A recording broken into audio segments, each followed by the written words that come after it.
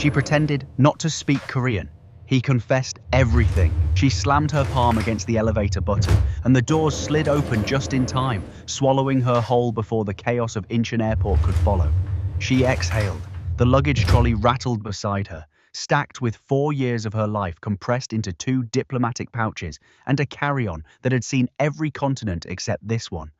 Adaeze Okonkwo pressed her back against the cool elevator wall, closed her eyes for exactly 3 seconds, and then opened them again.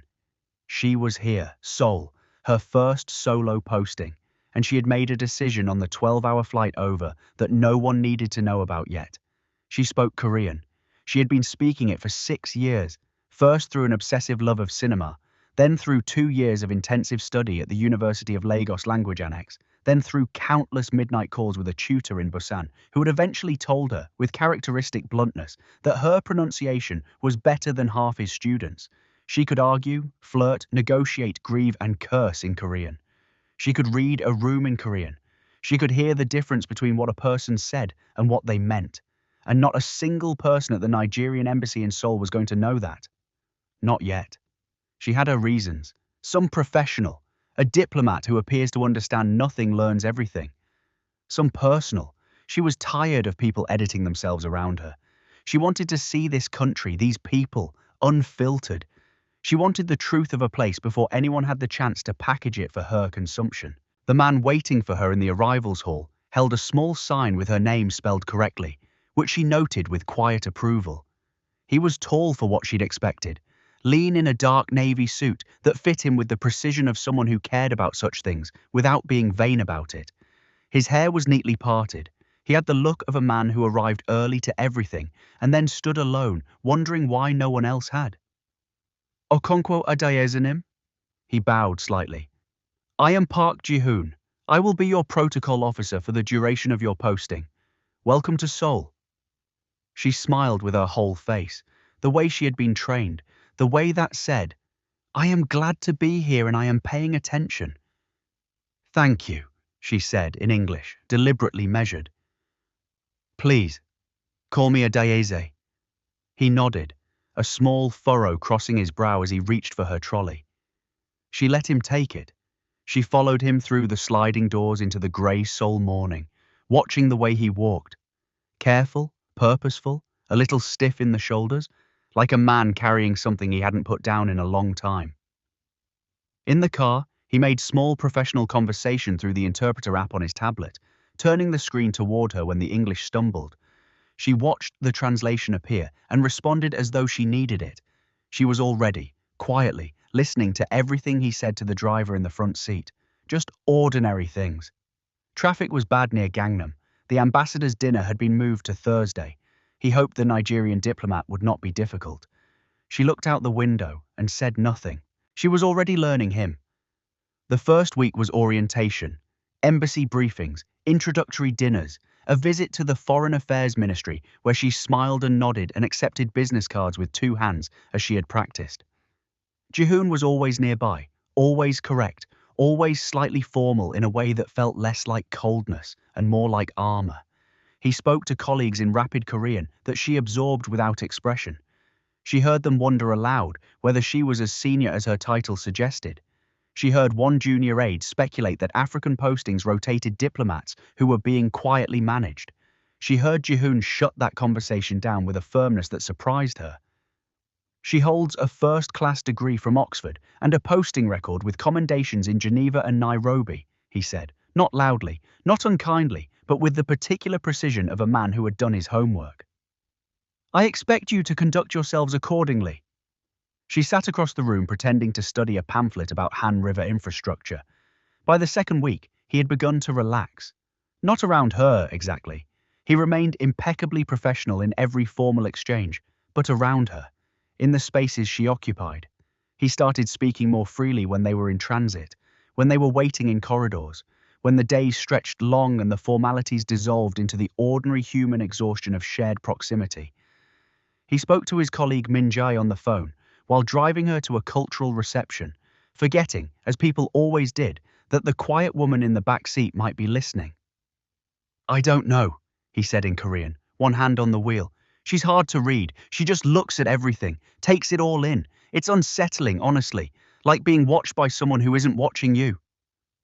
Adaeze studied the Han River through the window and felt something warm move through her chest. He had seen her, not the diplomat, her. Week 3 was when it started to shift.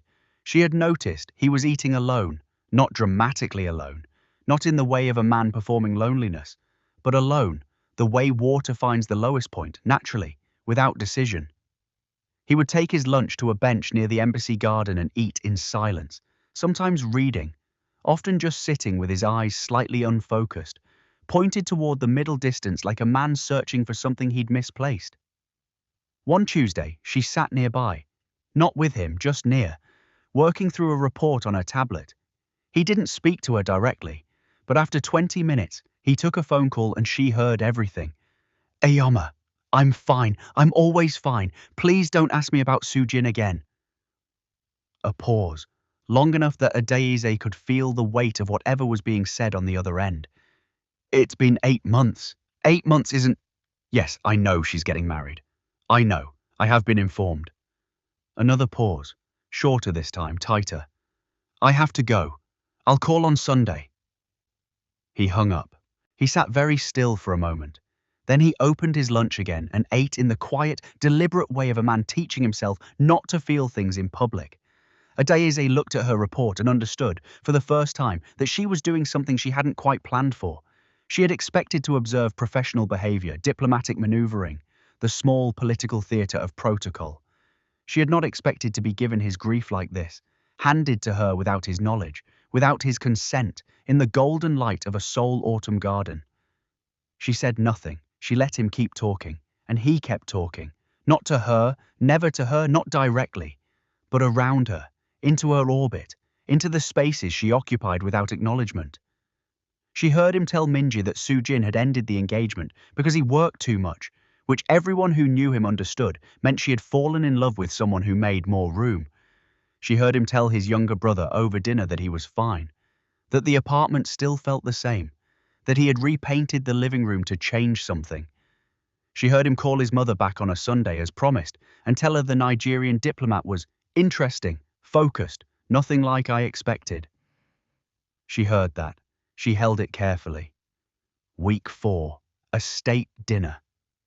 She wore deep green that night, the kind of green that made her dark skin glow amber in candlelight, and she watched Jihoon see her across the room and then look away too quickly, the way a man does when he's caught his own thoughts doing something he hasn't authorized. He was attentive all evening, professionally attentive, impeccably correct, but there was something different in the quality of his attention now, a kind of held breath to it, like a man standing very still so he won't alarm something that might otherwise run. She smiled at Korean dignitaries and accepted compliments in English and let the room wash over her in 2 languages at once. On the drive home, he sat in the front, she was in the back.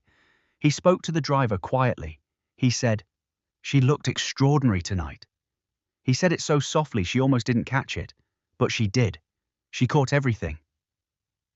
Week 5, she started to notice he was manufacturing small reasons to be near her, briefing materials that could have been emailed, logistics confirmations that his assistant usually handled. One afternoon, he brought her coffee, not asked for, not required, simply brought, and set it beside her with a small murmur that technically translated to, "This is what you take," which meant he had been watching her order for weeks and had memorized it. "Gomawayo," she said. "Thank you." And then immediately, smoothly shifted to, "Thank you," and looked back at her papers. He paused, half a second longer than he should have, then left.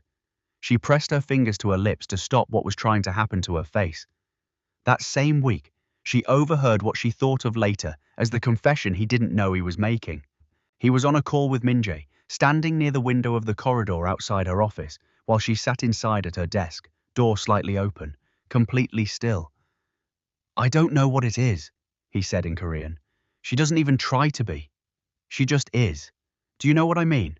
Sujin always needed the room to know she was there, and I don't mean that unkindly, I'm just..." He exhaled. "This woman walks into a room and the room reorganizes itself, and she doesn't notice. Or she notices everything and chooses not to react. I can't figure out which." Minjae said something Adaeze couldn't fully hear. I know, Jihoon said. I know. It's completely inappropriate and I'm not doing anything. I'm just telling you that I think about her voice more than I should. The way she says things in English. There's a cadence to it. I play it back. Adaeze sat at her desk in the Seoul afternoon, with her hands folded in her lap and her heart going quietly, dangerously loud. She had not planned for this. She had planned for observation, for intelligence, for the quiet power of a woman who let the world speak first. She had not planned for a man who said things like, I play it back. She had not planned to feel the specific ache of hearing yourself loved in a language the person doesn't know you understand. She went home that night and stood at her apartment window looking out at the Seoul skyline, all those lights, all that language happening around her, and she thought very carefully about what she was going to do. She kept her secret for one more week. Week 6 arrived and brought with it a joint cultural briefing, her and Jihoon alone in the small conference room, going through the schedule for an upcoming state visit. It was the most time they had spent in direct, contained proximity, and she felt the difference in him immediately. He was careful, overly careful, the kind of careful that is indistinguishable from effort. They worked through the schedule methodically. She pointed, he explained, she nodded, he clarified, and then, somewhere around the 40th minute, while reviewing a seating chart, he said something in Korean under his breath. Not to her, just aloud to himself, the kind of thing a person says when they forget where they are. And what he said was, "Anjaisnun mosibdo, iroke aramdaul suitdani." Even just sitting still, she can be this beautiful. The room went quiet, in the way that rooms go quiet when something irrevocable has just happened. She looked up from the seating chart slowly. She turned to face him, and she spoke. "Iljongi mogyoile kungdolhanangot gateo," she said, in perfect, measured, soul-accented Korean. The schedule appears to conflict on Thursday. Park Ji-hoon went completely still. She watched the sequence of it move through him like weather.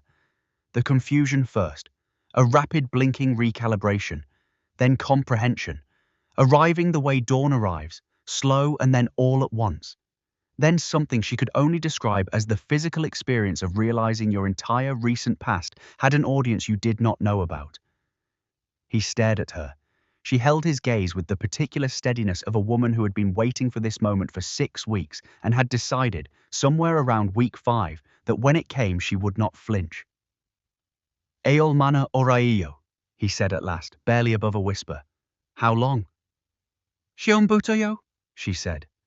From the beginning. He sat back in his chair. He pressed one hand over his mouth. He looked at the ceiling. He looked at the table. He looked at her.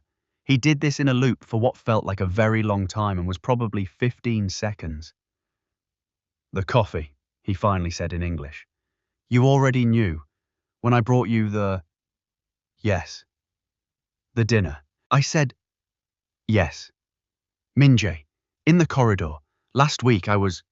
He stopped. He looked at her with an expression she had never seen on a human face before, which was the expression of a man who has said everything out loud that he never meant to say out loud, and is now standing inside the aftermath of his own honesty with absolutely nothing left to hide behind. "Adaeze." "Jihoon. I am so..." He stopped again, started again. "I owe you an enormous apology." She shook her head. "You owe me nothing. You were speaking to yourself. I was the one who chose to listen." "You should have told me." "I know." "Why didn't you?" She looked at him for a long moment. The Seoul afternoon pressed golden through the conference room window. Somewhere in the building below them, phones rang and heels clicked, and the ordinary machinery of diplomacy churned on, indifferent.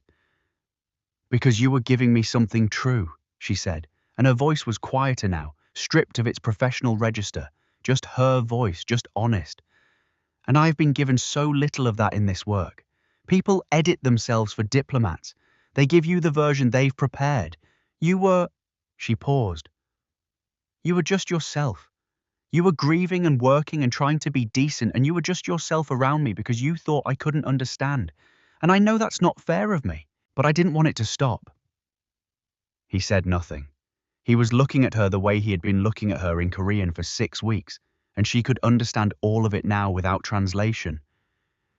"Everything I said," he began. "I heard." He closed his eyes briefly. When he opened them, something had shifted. The embarrassment was still there, but underneath it was something else now, something that had been in his voice in corridor and in the car and in every unguarded moment, and now it had nowhere else to go.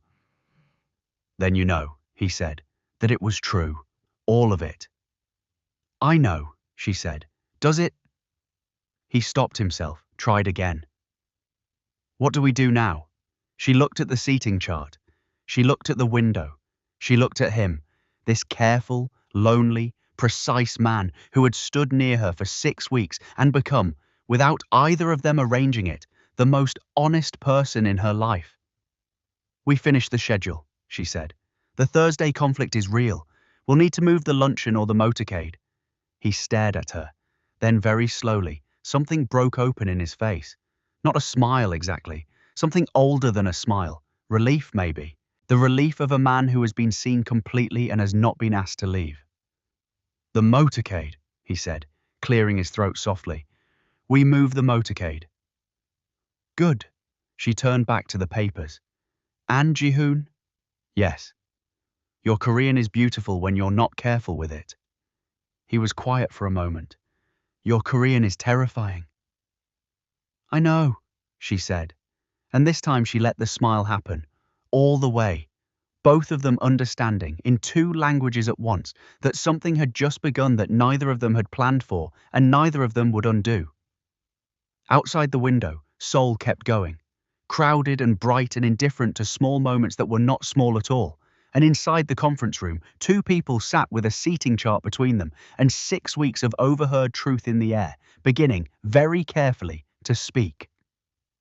Afro K Soul Stories, where every silence holds a language.